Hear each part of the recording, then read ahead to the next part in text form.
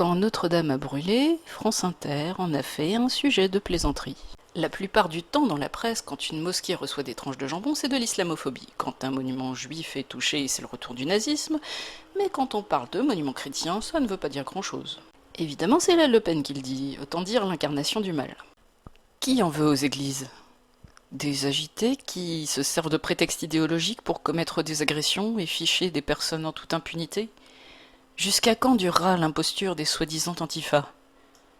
Cela dit, combattre l'Église est dans l'ADN de la République elle-même. Ce régime issu de la Révolution cultive le mythe d'un peuple opprimé qui se serait soulevé contre ses tyrans. Avec le mythe de la liberté éclairant le monde.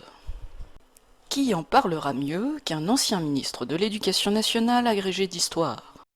C'est très simple. La Révolution française a échoué. Les républicains exilés s'interrogent pourquoi on n'y arrive pas en France. Pourquoi le modèle démocratique républicain qui est le nôtre échoue. L'histoire enquête, il y a quelque chose qui ne va pas. Bon. Et ils se disent finalement on a fait une erreur, c'est que dans notre pays, l'Église catholique est conservatrice, voire réactionnaire, mais elle détient dans le fond le pouvoir spirituel et un formidable pouvoir d'opinion et de conscience. Dans un certain nombre de démocraties modernes, ils ont réussi à instaurer leur démocratie ou leur république. C'était un modèle au XIXe siècle, c'est l'Angleterre, les États-Unis, les Pays-Bas, parce qu'ils ont la religion protestante, qui est une religion qui correspond à la République, à la modernité, parce qu'elle est une religion de libre examen. Il faut que nous inventions, pour établir la République, une spiritualité, voire une religion spécifique.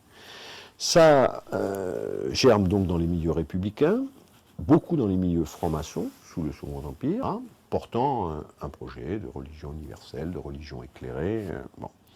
Avec un projet spirituel, c'est-à-dire que la République, pour s'établir, a besoin de former sa propre religion, qu'ils vont appeler d'ailleurs, ça c'est un paradoxe incroyable, en tout cas une surprise, c'est un étonnement pour moi, jeune chercheur, la laïcité. En somme, les républicains francs-maçons tiennent depuis bien longtemps à libérer les Français malgré eux de l'influence de l'Église. Et pourtant, dans les loges, la Bible est appelée volume de la loi sacrée.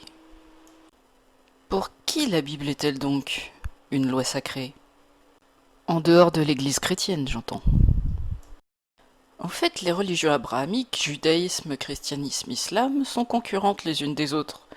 Si l'une est dans le vrai, cela place automatiquement les autres dans l'erreur, quelles que soient les dépenses menées en dialogue interreligieux.